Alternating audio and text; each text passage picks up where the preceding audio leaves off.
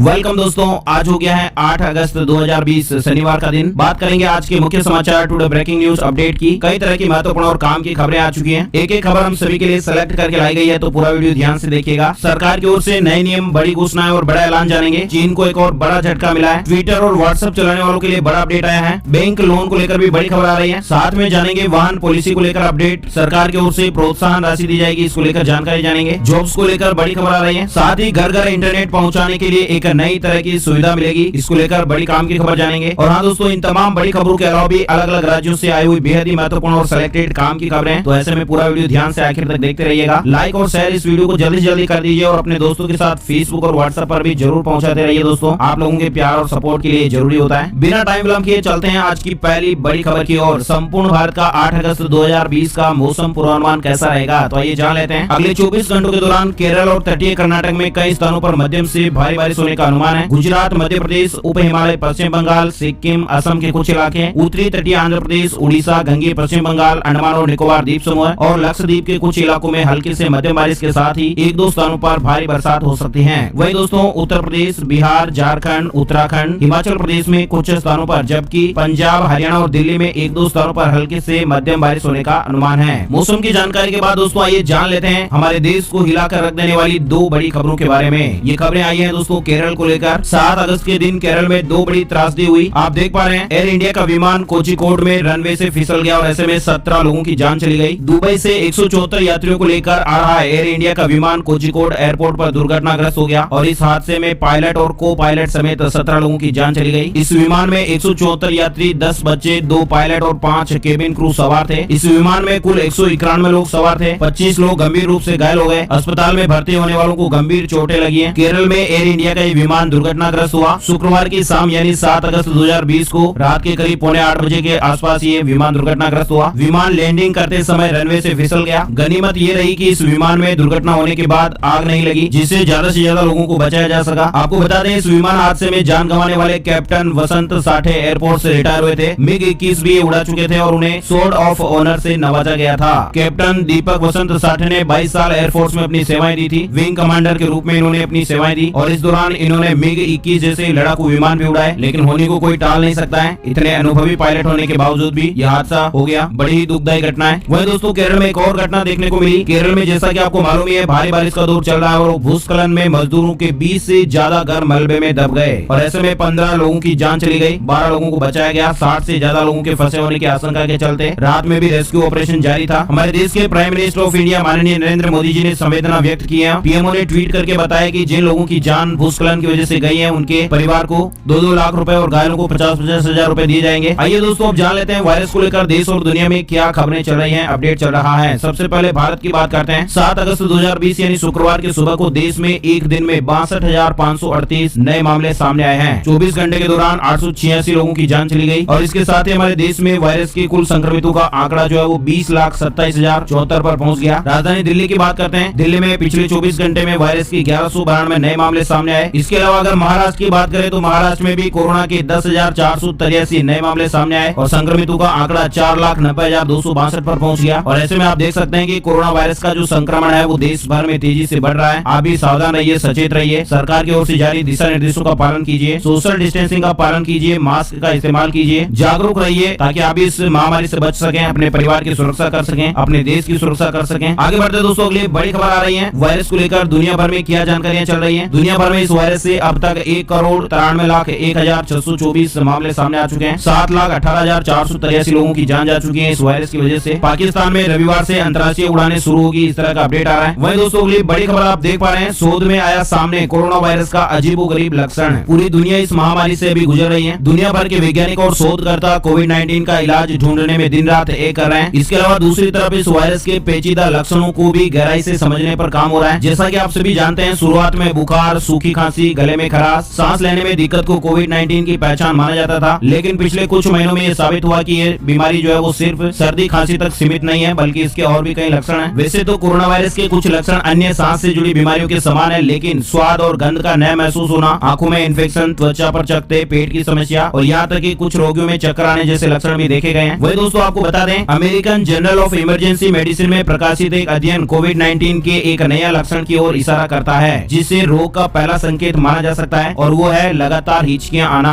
अध्ययन में अमेरिका के कुक काउंटी हेल्थ के डॉक्टरों ने एक 62 वर्षीय व्यक्ति के केस रिपोर्ट को विस्तार से बताया और बाद में फिर ये जानकारी सामने आई। शोधकर्ताओं के मुताबिक लगातार आ रही हिचकियों का संबंध कोरोना वायरस से था। हालांकि वजन कम होने का इस बीमारी से कोई संबंध नहीं था। डॉक्टरों के मुताबिक ये ऐसा पहला मामला था जहां कोरोना के मरीज में शुरुआती लक्षण के तौर पर हिचकियां देखी गई हो। ये जानकारी आप देख पा रहे हैं। आगे बढ़ते दोस्तों, अगली बड़ी खबर, अब अपने आप ही डिलीट हो जाएंगे मैसेज। व्हाट्सएप लेकर आ रहा है ये खास तरह का फीचर। दुनिया के सबसे popular instant messaging app WhatsApp हम सभी यूज करते हैं, राइट। लेकिन व्हाट्सएप हमें समय समय पर कई तरह के लगातार अपडेट देता रहता है। व्हाट्सएप के जिस फीचर की लंबे समय से काफी ज्यादा चर्चा थी, इंतजार था, वो फीचर अब यूजर्स के लिए जल्द ही रोल आउट किया जा सकता है। ये फीचर होगा डिसअपीयरिंग मैसेज फीचर। जी हाँ, कंपनी काफी समय से इस पर काम कर रही है और अब इसे जल्द ही यूजर के लिए पेश किया जाएगा। डिसअपीयरिंग मैसेज फीचर या एक्सपायरिंग मैसेज फीचर कैसा दिखेगा और इसका कैसे यूज किया जाएगा, जानकारी में आप देख सकते हैं। रिपोर्ट्स की माने तो डिसअपीयरिंग मैसेज को यूजर्स चैट में ऑन या ऑफ कर सकते हैं। हालांकि ग्रुप में ऐसा नहीं होगा। ग्रुप में इसका अधिकार केवल ग्रुप एडमिन को होगा। ये फीचर इनेबल करते ही आपके चैट बॉक्स से 7 दिन पुराने मैसेज अपने आप डिलीट हो जाएंगे। वही दोस्तों, अगली बड़ी खबर, पीएम मोदी जी आज करेंगे राष्ट्रीय स्वच्छता केंद्र का उद्घाटन। देश भर के 36 स्कूली बच्चों से बातचीत करेंगे। प्रधानमंत्री नरेंद्र मोदी जी आज शनिवार को स्वच्छ भारत मिशन को केंद्र में रखकर बनाए गए राष्ट्रीय स्वच्छता केंद्र का उद्घाटन करेंगे। अगली बड़ी खबर आ रही है, प्रधानमंत्री नरेंद्र मोदी जी ने शुक्रवार को यह आश्वासन दिया कि नई राष्ट्रीय शिक्षा नीति को पूरी तरह से लागू किया जाएगा। उन्होंने कहा कि पिछले 3-4 सालों से हो रहे विचार विमर्श और लाखों सुझावों पर मंथन के बाद नई शिक्षा नीति को मंजूरी दी गई है। आज देश भर में इसकी चर्चा हो रही है। अलग अलग क्षेत्रों और विचारधाराओं के लोग इस पर अपने विचार व्यक्त कर रहे हैं। पीएम मोदी जी ने कहा कि ये एक स्वस्थ चर्चा है और ये जितनी ज्यादा होगी उतना ही लाभ देश की शिक्षा व्यवस्था को मिलेगा। दोस्तों, नई शिक्षा नीति को लेकर आप लोगों की क्या राय और प्रतिक्रिया है, कमेंट में जरूर बताइएगा। क्या शिक्षा नीति को लागू किया जाना चाहिए या नहीं, या फिर आप लोगों के कोई और भी सुझाव है तो आप अपनी राय कमेंट में जरूर बताइएगा। अगली बड़ी खबर आ रही है, चीन को बड़ा झटका। ट्रंप ने वीचैट और टिकटॉक को अमेरिका से बोरियां बिस्तर समेटने के लिए 45 दिन का समय दिया है। यानी ट्रंप ने गुरुवार को एक एग्जीक्यूटिव आदेश पर हस्ताक्षर किए हैं। इसके तहत अमेरिकियों को 45 दिन में चीनी प्लेटफॉर्मों के साथ कारोबार को रोकने के लिए कहा गया है। टिकटॉक और वीचैट को बोरियां बिस्तर बांधने के लिए 45 दिन का समय मिला है। उसके बाद फिर यहाँ पर बैन कर दिया जाएगा अगर कोई भी समझौता नहीं होता है या फिर ये बिकते नहीं है तो। जैसा कि आपको मालूम है, माइक्रोसॉफ्ट के साथ चर्चाएं चल रही है। टिकटॉक को माइक्रोसॉफ्ट खरीद सकता है जल्दी। अच्छा, अगली बड़ी खबर देख पा रहे हैं, अमेरिका ने अपने नागरिकों के लिए भारत व चीन की यात्रा को लेकर नई गाइडलाइन जारी की है। कोरोना वायरस का प्रकोप पूरे विश्व में जारी है और इसी बीच अमेरिका ने भारत और चीन सहित विदेश जाने वाले अपने नागरिकों के लिए एक नई ट्रेवल एडवाइजरी जारी की है। भारत को लेवल 4 श्रेणी में रखा गया है, यात्रा न करने की सलाह दी गई है। इसके अलावा चीन को भी इसी श्रेणी में रखा गया है। आइए दोस्तों, आगे बढ़ते हैं अगली बड़ी खबर की ओर। भारत में ही आयोजित होगा T20 वर्ल्ड कप 2021। आईसीसी की बैठक में बड़ा फैसला लिया गया है। ऑस्ट्रेलिया में होने वाला 2020 T20 वर्ल्ड कप स्थगित होने के बाद ये सवाल था कि अगले साल होने वाला T20 वर्ल्ड कप किस देश में आयोजित होगा, लेकिन अब इस सवाल का जवाब मिल गया है। शुक्रवार को हुई आईसीसी की बैठक में 2021 T20 वर्ल्ड कप भारत में आयोजित करने का फैसला लिया गया है। इसके अलावा 2022 T20 वर्ल्ड कप जो है वो ऑस्ट्रेलिया में आयोजित किया जाएगा। आगे बढ़ते दोस्तों, अगली बड़ी खबर, आसानी से चल जाएगा सरकारी ट्विटर अकाउंट का पता। एक तरह का नया फीचर आ रहा है। इस समय बढ़ रहे अकाउंट हैकिंग के मामलों को देखते हुए ट्विटर जल्द ही नया फीचर लेकर आने वाला है और इस फीचर के जरिए आप असली और नकली सरकारी ट्विटर अकाउंट के बारे में तुरंत ही जानकारी लगा पाएंगे। सरकारी अकाउंट पर लेबल लगेगा। सभी देशों के सरकारी अकाउंट्स पर लेबल लगाने की प्रक्रिया को शुरू किया जा रहा है। इसके अलावा उन मीडिया आउटलेट्स के अकाउंट पर भी लेबल लगेगा जो सरकार के साथ सीधे तौर पर जुड़े हैं और उनका प्रचार प्रसार करते हैं। आपको बता दें, ट्विटर ने फिलहाल चीन, फ्रांस, रशिया, यूनाइटेड किंगडम और यूनाइटेड स्टेट के सरकारी अधिकारियों के अकाउंट्स पर लेबल लगाया गया है। वही दोस्तों, अगली बड़ी खबर, सीबीएसई ने किया साफ, कंपार्टमेंट परीक्षाएं 2020 नहीं होगी कैंसिल। स्टूडेंट और पेरेंट्स की जबरदस्त मांग के बावजूद सीबीएसई ने साफ किया है कि कंपार्टमेंट परीक्षाएं कैंसिल नहीं की जाएगी। Central board of secondary education यानी सीबीएसई ने काफी हफ्तों के सोच विचार के बाद इस तरह का फैसला सुनाया है और ये कहा है कि स्टूडेंट के फ्यूचर को ध्यान में रखते हुए इस साल की कंपार्टमेंट परीक्षाएं जो है वो कैंसिल नहीं की जाएगी। बड़ी खबर आ रही है, एनडीआरएफ की वर्दी में सरकार ने किया बड़ा बदलाव। जवानों के सीने पर लगा होगा तिरंगा। राष्ट्रीय आपदा प्रतिक्रिया बल यानी एनडीआरएफ के बचाव कर्मियों द्वारा बचाव अभियान के दौरान पहने जाने वाली नारंगी वर्दी पर अब तिरंगा लगा हुआ दिखाई देगा। अधिकारियों ने इस तरह की जानकारी दी है और डिटेल से आप यहाँ पर जानकारी देख सकते हैं। साथ ही अगली बड़ी खबर आ रही है, एचडीएफसी बैंक, यूको बैंक और इंडियन ओवरसीज बैंक ने एमसीएलआर को घटाया है और इसकी वजह से आपका जो लोन है वो सस्ता होगा। एचडीएफसी बैंक ने शुक्रवार को सभी टेन्योर के लिए एमसीएलआर में 10 आधार अंकों की कटौती की। ये दरें शुक्रवार से प्रभावी हो गई है। साथ ही यूको बैंक ने भी सभी मैच्योरिटी अवधि वाले लोन के लिए एमसीएलआर में 0.10% की कटौती की है। यूको बैंक की संशोधित दरें 10 अगस्त से प्रभावी होंगी और इसके अलावा इंडियन ओवरसीज बैंक ने शुक्रवार को बेस रेट में 0.10% की कटौती की। अच्छा, अगली बड़ी खबर आ रही है, one nation one health card लाने की तैयारी में है सरकार। सरकार 15 अगस्त को हो सकता है ऐलान। दोस्तों, इस तरह की मीडिया रिपोर्ट्स और खबर आ रही है कि देश के हर नागरिक का हेल्थ रिकॉर्ड डिजिटल रूप में रखने के मकसद को लेकर सरकार ये तैयारी कर रही है। डॉक्टर कहीं से भी बैठकर आपकी यूनिक आईडी के जरिए सारा मेडिकल रिकॉर्ड देख पाएंगे। सूत्रों की माने तो 15 अगस्त को लाल किले से प्रधानमंत्री माननीय नरेंद्र मोदी जी इसका ऐलान कर सकते हैं और देश के हर नागरिक का हेल्थ कार्ड डिजिटल रूप में तैयार होगा। ये सारा डेटा सर्वर से लिंक होगा। बड़ी खबर आ रही है, मुंबई आने वाले घरेलू हवाई यात्रियों को अब 2 सप्ताह होम क्वारंटाइन होना जरूरी। बीएमसी ने इस तरह की जानकारी दी है कि मुंबई में आने वाले यात्रियों के बाएं हाथ पर आइडेंटिफिकेशन मुहर लगाई जाएगी और प्रोटोकॉल के मुताबिक उन्हें अनिवार्य रूप से 14 दिन के लिए होम क्वारंटाइन रहना होगा। स्थानीय प्रशासन जांच के बाद ऐसे यात्रियों को छूट देने के लिए अधिकृत होगा जिन्हें ऑफिस या किसी अन्य जरूरी कार्य के लिए सेवाएं देनी है। आगे बढ़ते दोस्तों के लिए बड़ी खबर, फायदे की खबर आई है। दिल्ली सरकार ने लॉन्च की है ई वाहन पॉलिसी। 2 पहिया वाहन पर 30,000 रूपए और कारों पर 1.5 लाख रूपए तक का बेनिफिट मिलेगा, यानी प्रोत्साहन राशि मिलेगी। दिल्ली को प्रदूषण मुक्त करने के लिए दिल्ली सरकार ने एक बड़ा कदम उठाया है। दिल्ली सरकार ने ई वाहन नीति लागू कर दी है और इसके साथ ही सरकार इसे प्रोत्साहित करने के लिए प्रोत्साहन राशि भी सरकार की तरफ से दी जाएगी। अरविंद केजरीवाल ने इस योजना के लॉन्च के दौरान ये कहा कि इलेक्ट्रॉनिक व्हीकल पॉलिसी तैयार है और इसे दिल्ली सरकार द्वारा नोटिफाई कर दिया गया है। दिल्ली सरकार इलेक्ट्रिक व्हीकल पॉलिसी के तहत इलेक्ट्रिक व्हीकल खरीदने वाले लोगों को आर्थिक मदद देगी। 2 व्हीलर पर 30,000 रूपए, कारों पर 1.5 लाख रूपए, ऑटो रिक्शा और ई रिक्शा पर 30,000 रूपए की प्रोत्साहन राशि मिलेगी। बड़ी खबर आ रही है, पीएम मोदी जी 10 अगस्त को सब मैरीन संचार केबल का उद्घाटन करेंगे।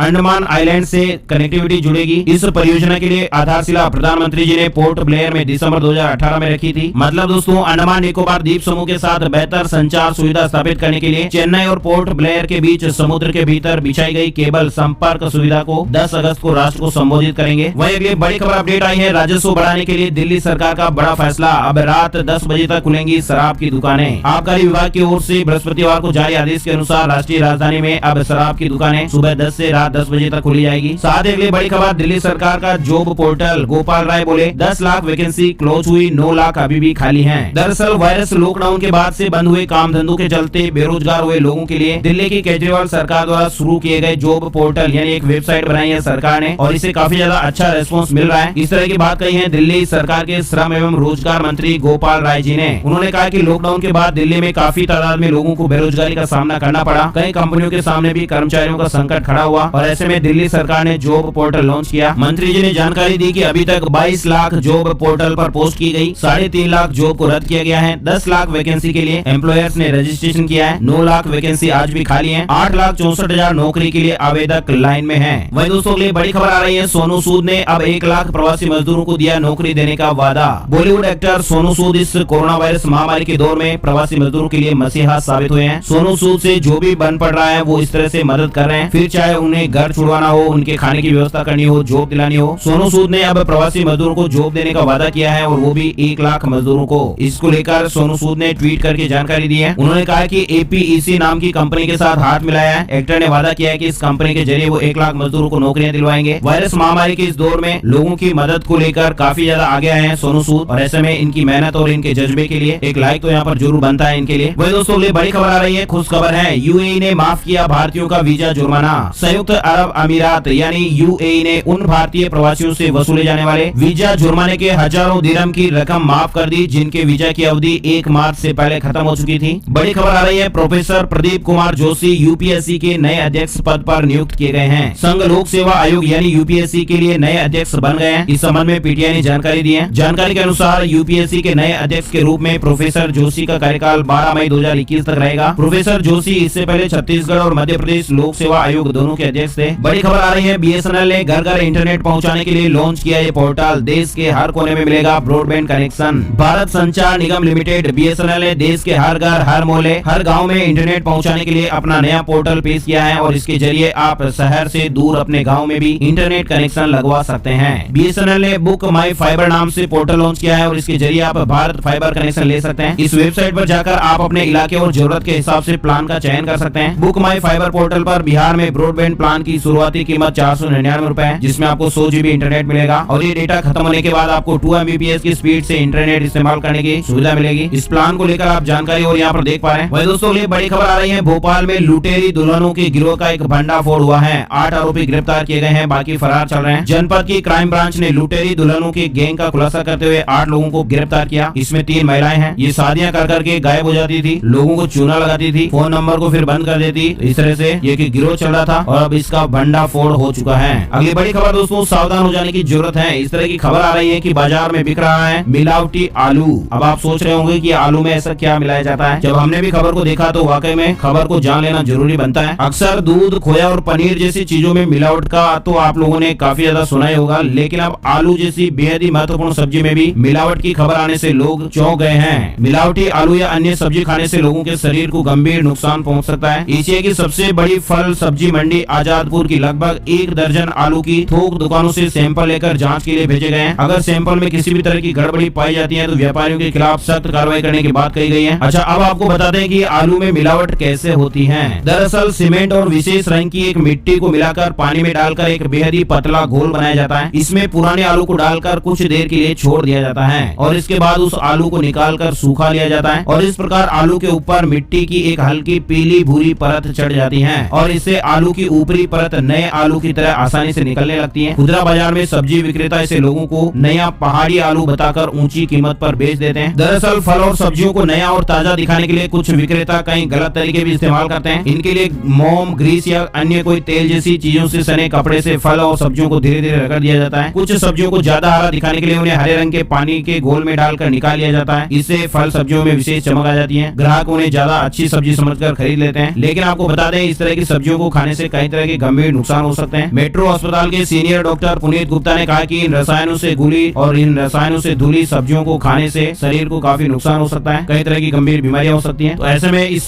खबर का जो मेन मतलब है वो ये है कि आप भी सब्जी वगैरह जब खरीदते हैं तो थोड़े सावधान रहिएगा। हर सब्जी वाला तो ऐसा नहीं करता होगा, लेकिन कुछ लोग ऐसे हैं जो अपवाद हैं, उनका काम ही है लोगों के स्वास्थ्य के साथ खिलवाड़ करना, तो वो ऐसी सब्जियां हमें दे सकते हैं। अच्छा, अगली बड़ी खबर देख पा रहे हैं, फेसबुक के कर्मचारी जून 2021 तक करेंगे वर्क फ्रॉम होम। गूगल भी कर चुकी है ऐसा ऐलान। दरअसल दोस्तों, फेसबुक ने अपने 48,000 कर्मचारियों को जुलाई 2021 तक घर पर रहकर काम करने के लिए कहा है। फेसबुक ने कहा कि सभी कर्मचारी घर पर काम करने के लिए ऑफिस के जरूरी सामान खरीद लें। इसके लिए उन्हें $1,000 अतिरिक्त दिया जाएगा। अगली बड़ी खबर हरियाणा को लेकर आ रही है। 48 घंटे पहले की कोरोना नेगेटिव रिपोर्ट दिखाओ, विदेश से आने वाला नहीं होगा क्वारंटीन। 48 आवर्स यानी हरियाणा में अब विदेश से आने वाले लोगों को सशर्त राहत मिल सकती है। यदि विदेश से आने वाले हरियाणवी 48 घंटे पहले की अपनी कोरोना नेगेटिव रिपोर्ट प्रस्तुत करते हैं तो हरियाणा स्वास्थ्य विभाग उन्हें अधिक दिनों तक के लिए क्वारंटीन नहीं करेगा। साथ ही अगली बड़ी खबर आ रही है, CS एग्जीक्यूटिव प्रवेश परीक्षा का बदला पैटर्न, अब घर बैठे होगी परीक्षा। Institute of Company Secretaries of India ICSI 29 अगस्त 2020 को अपना पहला company secretary executive entrance test यानी CSEET 2020 आयोजित करेगा और ऐसा पहली बार होने जा रहा है कि उम्मीदवार घर बैठे प्रवेश परीक्षा में हिस्सा लेंगे। इस तरह की ये खबर अपडेट है। वह दोस्तों अगली बड़ी खबर आ रही है राजधानी दिल्ली को लेकर। अब आपका ऐप बताएगा आप किस स्टॉप पर बस में सवार हुए। इसको लेकर ट्रायल चल रहा है, यानी ई-टिकट की सुविधा यात्रियों को उपलब्ध होगी। ये तो आपको पहले मालूम चल गया। अब सरकार ने एक ऐप भी बनाया है। टिकट के लिए क्रेडिट कार्ड, पेटीएम, गूगल पे सहित अन्य डिजिटल माध्यमों का इस्तेमाल कर सकते हैं। प्ले स्टोर से इस ऐप को इंस्टॉल करने के बाद यात्री अपनी सीट के पीछे लगे QR कोड को स्कैन करके टिकट ले सकेंगे। इसके अलावा यात्रियों की सुविधा के लिए इस ऐप में एक फीचर स्टॉप का भी मिलेगा और इसके जरिए नजदीकी बस स्टॉप के अलावा उस स्टॉप से अगले 10 मिनट के दौरान गुजरने वाली तमाम बसों की जानकारी भी उपलब्ध होगी। इस तरह का दिल्ली में ट्रायल चल रहा है। अगली बड़ी खबर आ रही है नेटफ्लिक्स को लेकर। नेटफ्लिक्स हिंदी में उपलब्ध रहेगा। वीडियो स्ट्रीमिंग सर्विस नेटफ्लिक्स ने गुरुवार को अपना हिंदी यूजर इंटरफेस लॉन्च कर दिया है। यूजर्स के लिए हिंदी इंटरफेस मोबाइल, टीवी और वेब डिवाइस पर उपलब्ध होगा और इसका फायदा ये होगा कि यूजर्स इंटरनेशनल शो,